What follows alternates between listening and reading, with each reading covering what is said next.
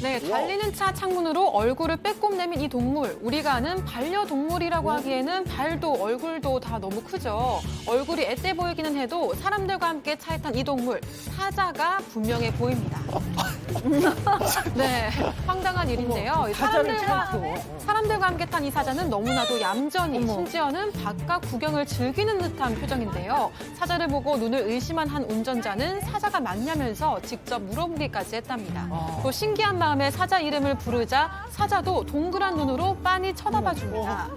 아니, 파키스탄에서는 사자 키워도 되는 겁니까? 아닙니다. 파키스탄에서도 이런 야생동물, 희귀동물을 키우는 건 명백한 불법이고요. 걸리면 징역형 또는 벌금을 내야 합니다. 이에 이 영상을 본 많은 누리꾼들도 사자는 반려동물이 아니다, 야생에 풀어줘야 한다면서 비판했습니다. 다음은 중국으로 가보시죠. 자, 하늘 저 멀리서 굵고 기다란 막대기 하나가 떨어지고 있습니다. 빙글빙글 돌면서 서서히 아래로 내려오는데 자, 산 중턱에 이제 곧 쿵 떨어지자마자 굉음과 함께 붉은 화염을 내뿜으며 폭발해 오릅니다. 아이고야. 정체를 알 수 없는 이것이 떨어진 곳 다름 아닌 가정집들이 모여있는 마을이었습니다. 상상치도 못한 폭발에 주민들은 정말 어리둥절하고 걱정스러운 표정이죠. 그런 주민들 코앞에 커다란 폭발 잔해물까지 보입니다. 미사일이 떨어졌나요?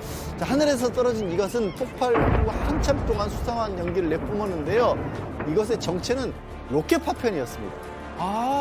이날 중국이 2개의 위성을 실은 로켓을 발사를 했습니다. 예. 그리고 2개 다 아주 성공적으로 궤도에 진입을 했는데 문제는 로켓에서 분리된 파편들이었습니다. 이 중국 당국은 이게 바다로 떨어질 것으로 생각했는데 당연하죠. 예측과 달리 지상으로 떨어진 겁니다. 세상에. 심지어 사람들이 살고 있는 마을을 덮쳤던 겁니다. 그러니까 주민들을 정말 향해 전쟁이나 난 건 아닌지 노심초사해 했는데 정말 다행하게도 다친 사람은 보고되지 않았고요.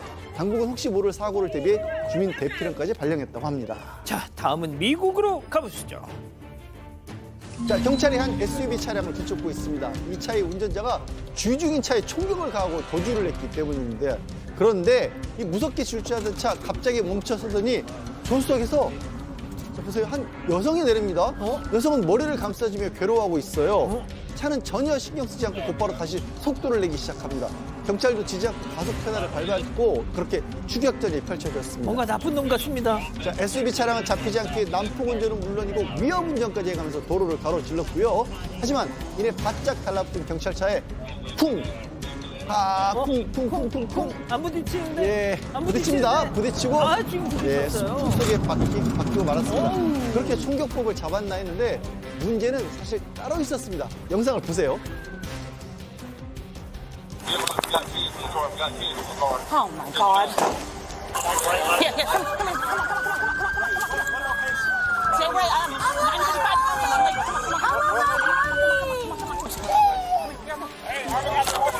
995. You're okay. You're alright. You'll be alright. 네, 그렇습니다. 총격범이 운전했던 차에 아이들이 그것도 무려 3명이나 타고 있었습니다. 차에서 내린 아이들은 울부짖으면서 엄마를 찾았는데요. 천만다행히 아이들 다친 곳은 없었고 병원으로 옮겨져 안정을 찾았다고 합니다. 어쩌다 아이들이 이런 상황에 놓여 있는지 경찰이 조사 중이고요. 한편 현장에서 체포된 용의자는 지금까지 무려 37번이나 체포된 전적이 있는 중범죄자. 세상에. 이번엔 아동학대 혐의까지 더해져 기소됐습니다. 그래서 엄마가 내렸을 때 막 머리를 붙잡았고. 자, 다음은 최근 온라인에서 화제가 되고 있는 영상 함께 보시죠.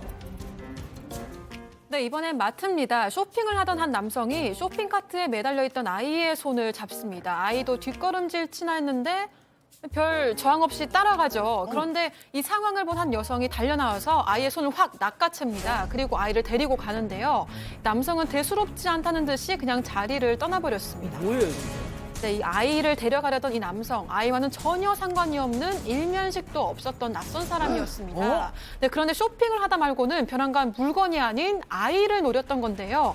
다행히도 옆에 있던 아이 누나가 이를 받고 반사적으로 동생을 잡아당겼습니다. 유괴 시도였군요. 네, 그렇습니다. 보는 눈이 저렇게나 많은데도 64세의 남성은 아주 대범하게 납치를 시도한 겁니다. 그리고 바로 현장을 벗어났는데요. 경찰은 CCTV를 토대로 남성 신원을 파악했고 1시간 만에 자택에서 체포했습니다. 자, 마지막 픽 태국으로 가보시죠.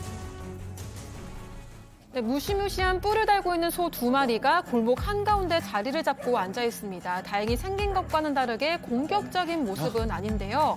자정이 넘은 시간에 이 소들 때문에 골목을 지나갈 수 없다는 민원에 경찰이 해결하기 위해서 현장에 도착했습니다. 그런데 이 큰 소들을 쫓아내기에는 너무 빈손인 것 같죠? 뒷짐을 진 경찰은 먼저 소들에게 차분하게 인사를 건넸습니다. 영상을 보겠습니다. สวัสดีครับคุณควายครับคุณมานอนขวางทางเขาเข้าออกไม่ได้เลยขออนุญาตเชิญไปตรงนู้นก่อนเข้าใจไหมเนี่ยลุกก่อนเนี่ยแฟนไปแล้วไปขอบคุณที่ให้ความร่วมมือนะครับขอบคุณนะครับไปแล้ว 네, 소들이 말을 알아들은 건지 아니면 간절한 마음을 이해해준 건지는 모르겠지만 한참 동안 골목을 점거하던 이 소들 경찰의 설득에 쏙 넘어갔습니다. 소들은 다행히 제 집을 찾아갔고요. 경찰은 새해맞이 요란한 불꽃놀이 소리에 소들이 놀라서 도망쳐 나온 게 아닐까 하고 추측했습니다. 이 사건의 진실을 추적하고 싶으십니까? 그렇다면 사반 채널을 구독해주세요. 지금까지 이자연 기자였습니다.